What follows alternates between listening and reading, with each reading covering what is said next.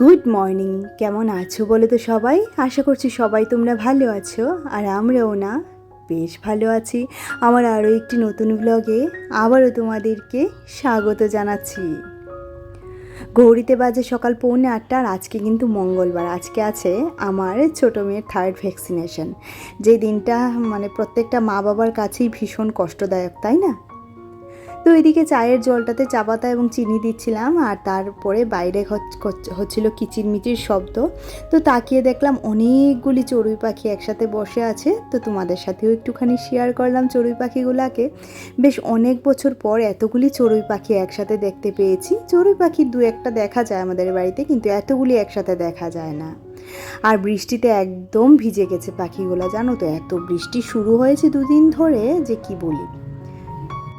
আর আজকে কিন্তু এক দণ্ডও বসে কাটানোর সময় নেই, ওই চায়ের সাথেই একেবারে ভাতটা বসিয়ে দিয়েছি। ভাতটা বসানোর পর চাটা ছেঁকে চাটা খেতে খেতে ভাতটা হয়ে যাবে, আর পর বাজারে যাবে চাটা খেয়ে। তো সেই কারণে একটু তাড়াহুড়া করেই চাটা করে নেওয়ার চেষ্টা করছি। আর এদিকে দেখো এবার চা হয়ে গেছে, চাটা ছেঁকে 2-1খানা বিস্কিট নিয়ে চাটা খেয়ে সোজা লেগে পড়বো বাকি কাজগুলিতে।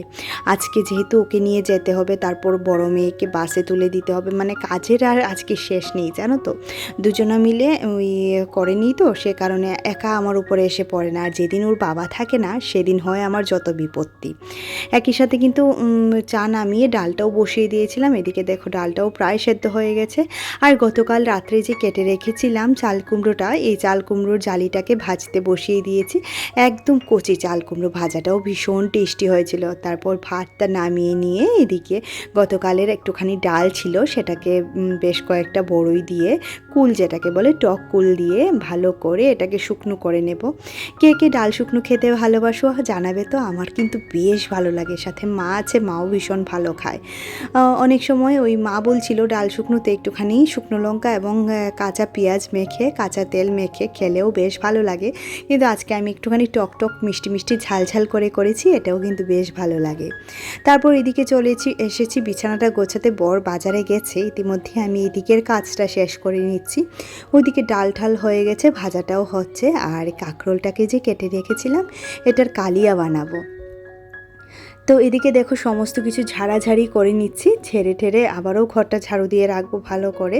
আর আজকেও মাসি আসছেন না, গতকালকেও আসেননি, আজকেও আসছেন না। উনি যখন ছুটি নেন বেশ 2-1 দিনের জন্য ছুটি নেন, আর যেটা আমার জন্য হয়ে যায় অনেকখানি প্রবলেমেটিক। কিন্তু কী করব বলো, ছুটি নিলে তো কেউ যদি ছুটি নেয় তাকে তো আর না করা যায় না, তাই না?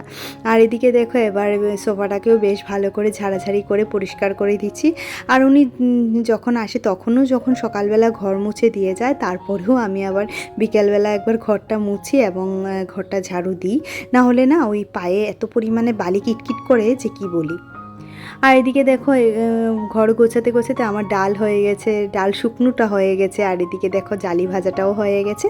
এবার এটাকে নামিয়ে নিচ্ছি। আমাদের কিন্তু জালি ভাজা খেতে ভীষণ ভীষণ ভালো লাগে। আর এত কচি ছিল জালিটা যে কি বলি। ওই একই তেলে এবার ভেজে নিচ্ছি তোমার কাঁকরোলটাকে ভেজে, বললামই তো কালিয়া বানাবো, নুন হলুদ দিয়ে ভেজে নিচ্ছি।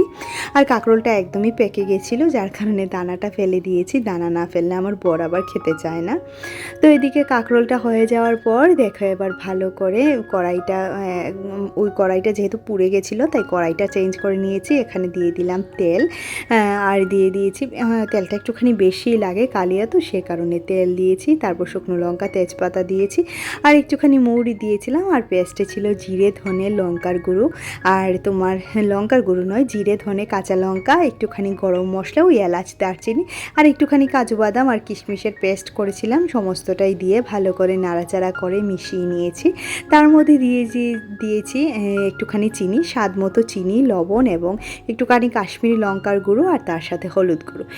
যেই মুহূর্তে তেলটার থেকে আর এই মশলাটা থেকে একদম তেল বেরিয়ে যাবে, সেই মুহূর্তে ভেজে রাখা কাঁকরোলটা দিয়ে আবারও ভালো করে সুন্দর করে নাড়াচাড়া করে কষিয়ে নিতে হবে। তারপর একটু গরম জল দিয়ে দেব। ঠান্ডা জল দিলে কাঁকরোলটা আবার একটুখানি তোমার শক্ত হয়ে যেতে পারে, নরম হতে চাইবে না, তো সেই কারণে একটুখানি গরম জল দিতে হয়েছে। আর এদিকে দেখো তরকারিটা কিন্তু নামিয়ে নিয়েছি। নামানোর আগে তোমরা চাইলে একটুখানি ঘি দিতে পারো, আমি অন্যদিন দিই, আজকে আর দিলাম না। আর এদিকে মিঠির জন্য ভাতটা নিয়ে নিলাম, ভাতটাকে কাঁকরোলের ওই কালিয়া দিয়ে মেখে ওকে টিফিনে দিয়ে দিচ্ছি। আর তারপর ওকে খাইয়ে দেবো একটুখানি ডাল ভাজা কিছু একটা দিয়ে ওকে খাইয়ে দেবো। তারপর ওকে স্কুলে পাঠিয়ে মানে ওকে বাসে তুলে দিয়ে এসে ওর বাবা যাবে আমাদেরকে নিয়ে টিএমসিতে, আর আমি ভ্যাকসিনেশনটা মেয়েকে টিএমসিতেই করাই। আর এদিকে না তাড়াহুড়োর মধ্যে বর দেখো নিয়ে এসেছে কতগুলি ট্যাংরা মাছ, তো চলো এবার এইগুলিকে বেছে নিই। আর আমাদের বাড়ির বউদের কাজ যতটা তাড়াহুড়ো করে দেখাই আমরা কিন্তু ততটাই মানে অনেকটাই পরিশ্রম হয়। এটা ক্যামেরার কামাল বলতে পারো যে চোখের পলকেই মাছ কাটা হয়ে গেল, তাই না? কিন্তু এই মাছ কাটতে আমার প্রায় 15 মিনিট সময় লেগেছে। আর মাছটাকে কেটে এবং ভাজবো, ভেজে তারপর রান্না করে রেখে তারপর যাব, কারণ দুপুরে এসে তো খেতে হবে। আর মায়েরও কাজ আছে, আমি রান্নাঘরটা যেরকম ঠিক আছে সেরকমভাবেই ফেলে চলে যাব। আজকে ওই ঘরটাও মোছার সময় পাইনি, মা বুঝবেন, যেহেতু বললামই আগেই যে মাসি আজকেও আসছেন না, তো সেই কারণে কাজের চাপটা একটুখানি বেশি। এবার তেলে দিয়ে দিয়েছি একটুখানি কালো জিরে, আর এখানে জিরে আর কাঁচা লঙ্কা পেস্ট দিয়ে দিয়েছি, আর তার মধ্যে একটুখানি কাশ্মীরি লঙ্কার গুঁড়ো, হলুদ এবং লবণ দিয়ে ভালো করে নাড়াচাড়া করে এবার দেখো কিছু বাসন পড়েছে সেগুলোও মেজে নিচ্ছি। মশলাটা কষতে কষতে বাসনটা মাজা হয়ে যাবে, তাতে মার একটুখানি কাজ এগিয়ে যাবে। নাহলে অনেকটা পরিমাণ আমার সংসারে না অনেক পরিমাণে কাজের চাপ, জানো তো। তো সেই কারণে দুজনা মিলে, মা এবং আমি দুজনা মিলে করি। মা আমাকে বলছিল চলে যা বাকিগুলি আমি করব। আসলে কি বলো তো, মাকে ওইভাবে একা এতগুলি কাজ দিয়ে ফেলে রেখে যেতে না ভালো লাগে না, জানো তো। মা তো সারাদিনই কিছু না কিছু করে, হয় মিঠির কাজ করে নয় গিনির কাজ করে, এই তো সারাদিন এটাই চলছে মার। তো তারপরেও আমি একটুখানি হেল্প করে দেওয়ার চেষ্টা করি। আর আজকে না ধনে পাতা ছিল না, ধনে পাতাটা দিলে কিন্তু মাছের ঝোলটাতে বেশ ভালো হতো। আর এদিকে দেখো রান্নার পর এবার আমি জানালাটা খুলে দিচ্ছি, আর রান্নাঘরের হচ্ছে এই অবস্থা। মা এটাকে পরিষ্কার করবে, আরও এক পদের মাছ রয়েছে এটাতে পুটলাতে, তো মা এটাকে পরিষ্কার পরিচ্ছন্ন করে ছাড়িয়ে ধুয়ে রাখবে। আর এই যে বাসনগুলি পড়েছে মা বাসন মাজবে, গ্যাস মুছবে, মায়ের অনেক কাজ। তো এদিকে রেডি হয়ে গেলাম আমি এবং আমার মেয়েটার জন্য কষ্টই হচ্ছে, কারণ আজকে অনেকগুলি ভ্যাকসিন দেবে, ওকে 3খানা ইঞ্জেকশন দেবে। তো গোপুসোনাকে প্রণাম করে বেরিয়ে পড়লাম। আর যেতে যেতে দেখো আমার মেয়ে এখানে ঘুমিয়ে পড়েছে, আর ওর পাপা এবং আমি আর সাথে আমার ছোট বোনকে নিয়েছি, যেহেতু গেলে আমার সোনার জন্য বেশ সুবিধে হয়। সোনা তো ওদেরকে ভীষণ ভালোবাসে, সেই কারণে। আর এদিকে দেখো আজকে এই 2খানা পায়ে 2খানা ইঞ্জেকশন দেবে এবং একখানা হাতেও ইঞ্জেকশন দেবে।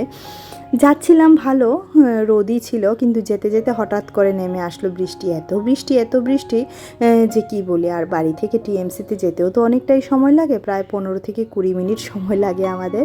আর মেয়ে আমার ভীষণ মানে অনেক ঘুম দিয়েছে, সে উঠেই নি, তো ভ্যাকসিন দেওয়ার আগে উঠে পড়বে আশা করছি। আর যদি ঘুমিয়ে পড়ে তাহলে তো কিচ্ছু করার নেই, গিয়ে আগে লাইন ধরে টিকিট নিতে হবে, তারপর ডক্টর দেখাতে হবে, তারপর ওকে ভ্যাকসিন দেওয়া হবে। আর আমি প্রথম ভ্যাকসিনটা ওকে এখানে দিতে পারিনি, প্রথম ভ্যাকসিনটা আমি আমার বাড়ির পাশের সাব সেন্টার থেকে দিয়েছিলাম, কিন্তু সেখান থেকে দিয়ে আমি এতটা স্যাটিসফাইড হইনি, যে কারণে এখন আমি টিএমসিতে নিয়ে আসি। আমার এক বান্ধবী বলেছিল এখানে নিয়ে আসার জন্য, তো ওর বাচ্চাকে এখানেই দেয়, আমিও আমার মেয়েকে এখানেই দিই, গত মাসেও দিয়েছি। আর এই মাসে হয়ে গেলে আবার তোমার 9 মাসে দিতে হবে, অনেকটাই গ্যাপ আছে। তো আশা করছি এর মধ্যে একটুখানি বড় সোনা হয়ে যাবে, তো ওর আর সেরকম কষ্ট হবে না। আর ওর আজকে একদম 4 মাস বয়স কমপ্লিট হলো, 5 মাসে পড়েছে, যেহেতু 15 দিন পিছিয়ে আছে, সে কারণে একটুখানি দেরি হয়ে গেছে আমাদের ভ্যাকসিনটা দিতে। আর এদিকে দেখো আমার বোন গিয়ে টিকিট কাটছে, অনেকটা সময় দাঁড়িয়ে এখানে টিকিট কাটতে হয়েছে, ভীষণ পরিমাণে ভিড় ছিল। তারপর ভ্যাকসিনেশনের পর আমরা দেখো বাড়ি চলে যাচ্ছি, এখানেই আমি আমার মেয়েকে ভ্যাকসিন করিয়েছি। তো চলো বাড়ি যাই, বাড়ি গিয়ে দেখছি কি বাকি আছে। আর এতগুলি ইঞ্জেকশন দেওয়ার পর সে প্রায় 45 মিনিট ধরে শুধু কান্নাই করেছে, আর এখন ঘুমাচ্ছে আমার কুলে এসেও শান্তি পাচ্ছিল না। তো ওর বাবা অনেকটা সময় আজকে ওকে কুলে নিয়ে রেখেছে, ওর বাবাই বেশ বেসিক্যালি ভ্যাকসিনেশনগুলো করায় ওর, আমি পারি না, আমার এত সাহস নেই। আর 2 পা একদম ব্যথা হয়ে গেছে ওর, ভীষণ পরিমাণে কষ্ট পেয়েছে, ধরতেই দিচ্ছে না, খুব কষ্ট হয়েছে ওর, জানি না কি হবে আজকে রাত্রে। আর এদিকে দেখো পড়ছে কিন্তু মুষলধারে বৃষ্টি। আর এই যে আজকের লাঞ্চ মেনুগুলি দেখে নাও। আর মাছের তেল পটকাও করেছিলাম, সেটা আর তোমাদের সাথে শেয়ার করার সুযোগ পাইনি, তো অনেকগুলি রান্নাই হয়েছে।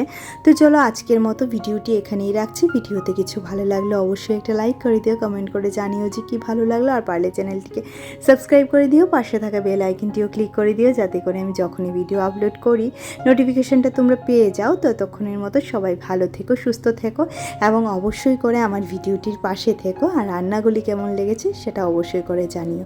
তো চলো টাটা, দেখা হচ্ছে পরবর্তী ব্লগে। মেয়ের শরীর ভালো হলে তারপর আবার ভিডিও শুরু করব।